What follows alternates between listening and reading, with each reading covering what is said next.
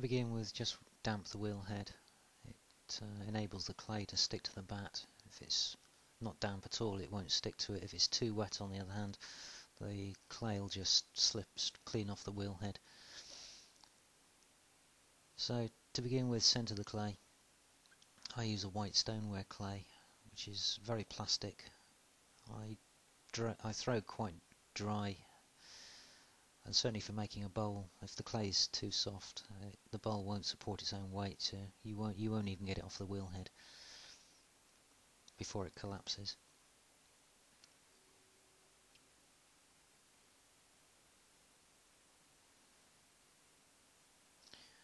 Start by forming a relatively low dome. Doesn't need to be a curved top particularly, and then push down with the thumbs, leaving sufficient on the bottom of the tube to throw or turn a foot when the bowl's leather hard.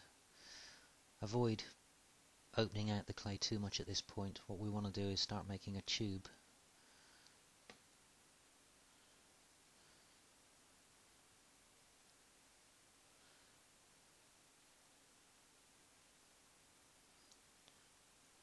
Don't let the clay flare out at the top. Centrifugal force will take that out for you anyway. But make a reasonably thick walled tube, gathering up as much clay from the bottom as possible. Otherwise you don't have enough clay on the rim, and you just end up turning it all away anyway.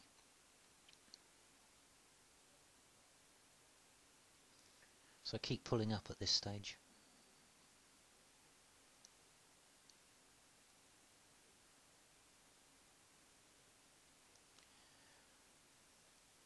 The wheel speed by now has been reduced to 25% less than what it was when I was centering the clay. Obviously the larger the taller the tube, or the larger the diameter of the bowl, the slower the wheel needs to be.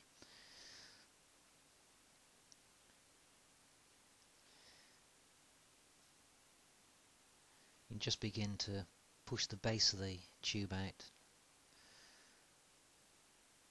to start making the bowl shape. It looks more like a flower pot to begin with, but you can always pull the clay out. It's very difficult to push clay back in again.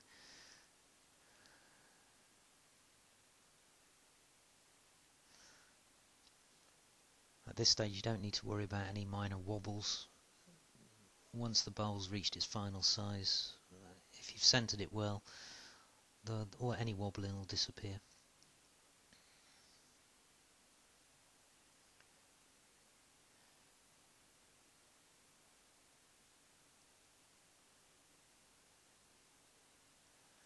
I use a synthetic rib to form the curve on the bowl. Support the bowl on the outside with your other hand, otherwise you just end up pushing clay out and the bowl will inevitably flop on you. Don't push out too much, it's more of an upward pull rather than an outward push. The rim will follow, and it's surprising how quickly the rim gets quite short of clay.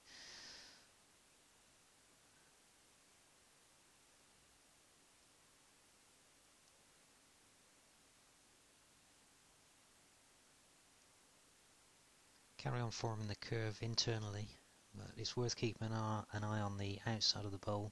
If there's any variations in the thickness of the body between the top and the bottom of the bowl, while the inside can look very pleasant, the outside can look dreadful, or vice versa. So it's quite important to have a consistent thickness of clay.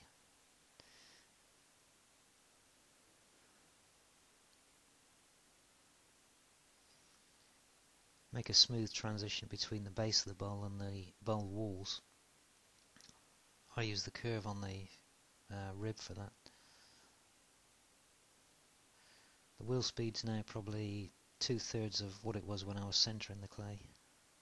Any faster and the bowl would undoubtedly flop on you.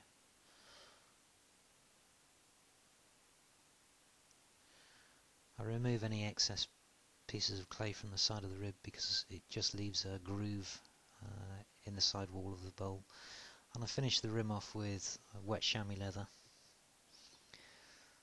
So all that remains now is to leave the bowl, let it go leather hard, and then I can turn a foot on it